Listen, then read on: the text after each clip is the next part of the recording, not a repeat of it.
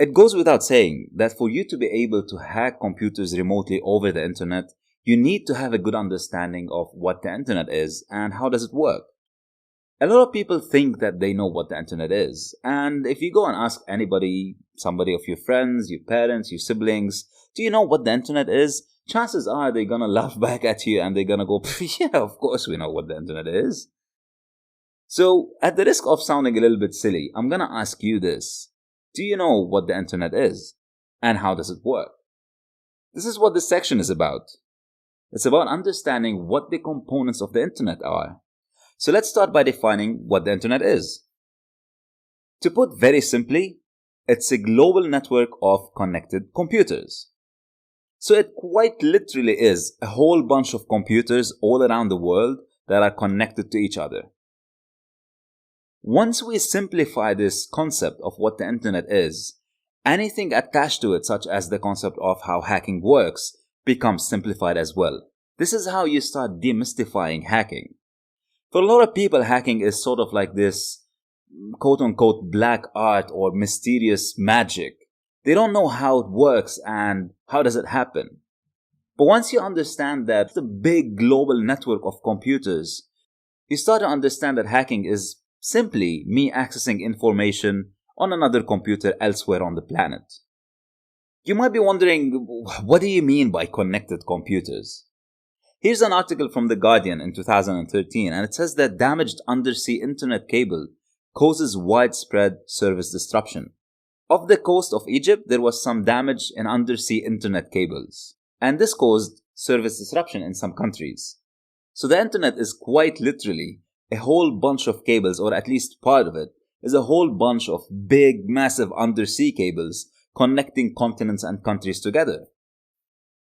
Here's another article, and it says that the US Navy was worried that Russia might be planning to cut the undersea cables that carry 95% of internet traffic. So internet is no longer this mystical big cloud that nobody knows where it is. Because a lot of people, when we're talking about the internet, they imagine that it's this cloud that's sitting somewhere and there's this whole bunch of data on it. But as a matter of fact, it's just this whole bunch of computers connected by cables, undersea cables, satellite, radio signals, so on and so forth.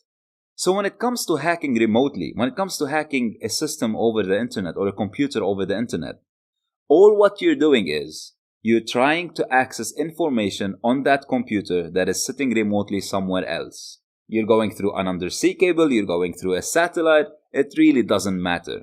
If we want to think of it on a smaller scale, imagine that you are in your house and there are 3 or 4 different computers connected to your house router. This is a mini version of the internet.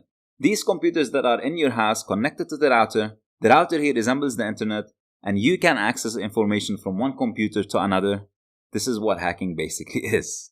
It's as simple as that. Now, for hacking to happen, for you to be able to hack a system remotely, you need 4 main components. The first thing you need is an IP address. And don't worry if you don't know what this is, we're going to be explaining all of that. So the first thing you want is the IP address of the system you want to break into. 2, you want a running exposed service on that IP address or on that machine. 3, you want a vulnerability in the service that you can take advantage so that 4, you can exploit this vulnerability and gain remote control over the machine. So what's an IP address or an internet protocol address? We just said that the internet is a big global network of connected computers. These computers can be connected through cables, satellites, radio, etc. Now for these computers to talk to each other, they each require a unique address. If somebody wants to send you mail, they would need certain criteria such as your name, your street address, your city, your postcode, and so on. And the same goes for computers who are on any network. For any computer on a network to talk to another computer on a network, it would need an IP address. And this of course applies to the internet because the internet, like we said, is this huge, massive network. So put simply, an IP address is a unique address for every computer on a network that wants to talk to another computer. And they have a specific form.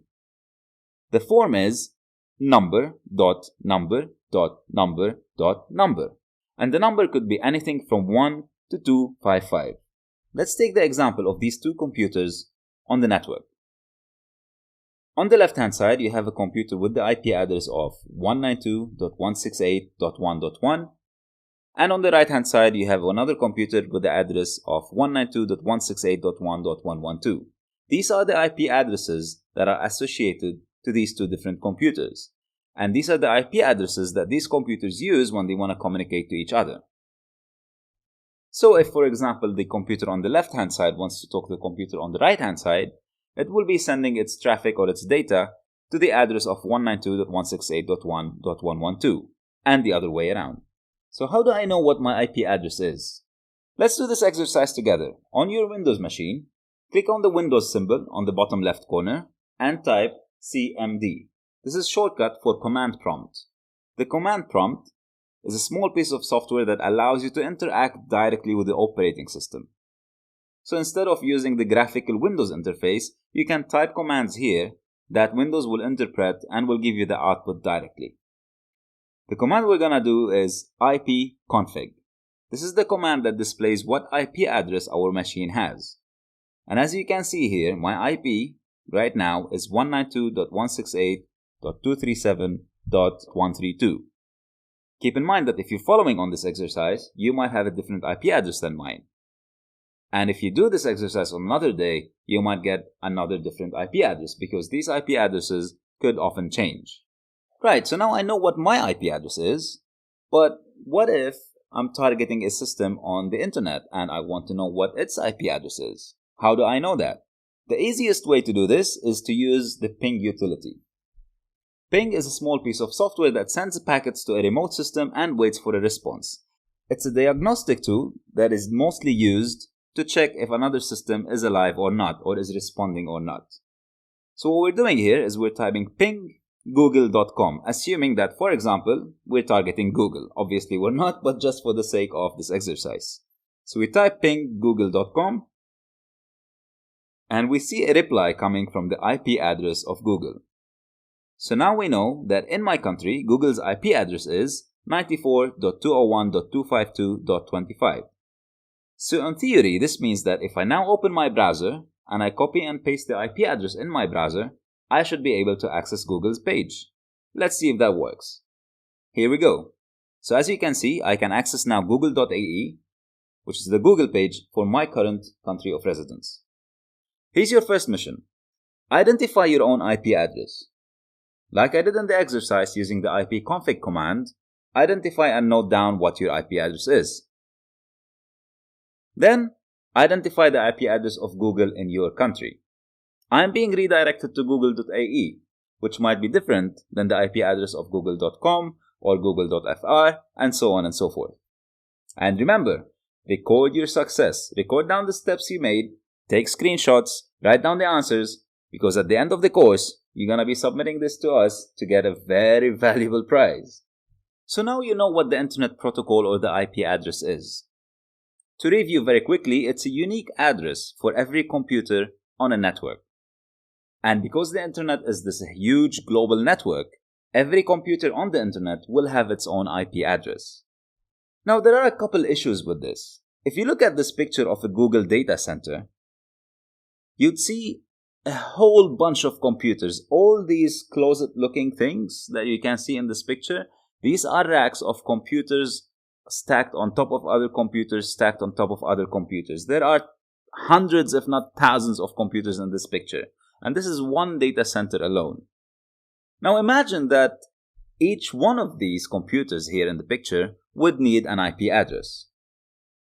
What if Microsoft had these massive data centers as well, and each computer required an IP address? What if Apple?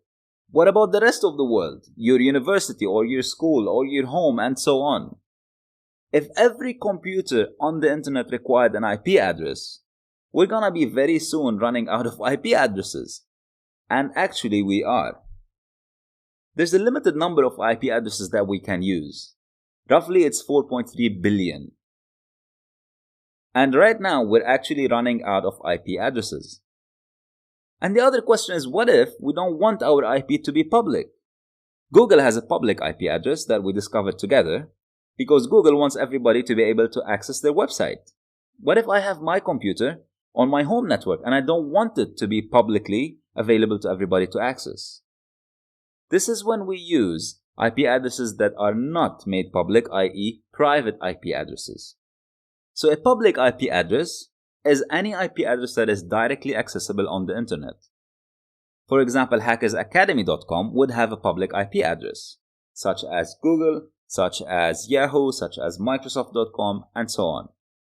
A private IP address, on the other hand, is not accessible from the internet.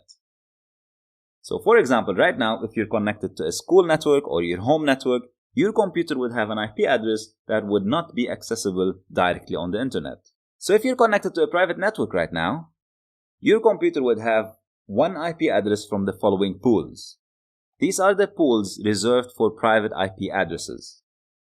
If you want your computer to have an IP address that is not accessible on the internet, your computer would have an IP address that is picked from one of these three different pools. Anything from 192.168.00 to 192.168.255 to 255, which is a little bit over 65,000 IP addresses that you can choose from, or the second batch, which is a little bit over 1 million IP addresses that you can choose from, or the third batch, which is a little bit over 16 million IP addresses that you can choose from. So my IP address, for example, as you saw earlier, is from the first pool of 192.168.x.y. So if we want to take a very high-level bird's-eye view of how IP addresses are assigned, let's have a look at this diagram. The globe symbol in the middle resembles the internet, and these 5 devices around it resemble public IP addresses that are connected directly to the internet. So for example, one would be google.com, the other would be Microsoft, Yahoo, Apple, and hackersacademy.com. These are 5 different websites with 5 different public IP addresses that are particularly assigned to them and unique to them. On the outermost circle are the private IP addresses of everybody's home, office, and school network. So all these desktops and laptops and even mobile phones that are not directly connected to the internet would have a private IP address. Right now, other than your desktop or other than your laptop, if your mobile is connected to your wireless router at home, your mobile would have an IP address assigned to it. So here's what I'd like you to do. I'd like you to identify at least one other private IP address on your network. The easiest way to do this is if you find what your IP address is and try to increment or decrement by 1. So if, for example, my IP address is 192.168.1.10, I would try to ping 192.168.1.11 or .1.9. Another way to do this is to start from .0 and increment it 1 by 1 until I discover another IP address. So go ahead and try and do that and see how many IP addresses you can discover. And remember to record your success.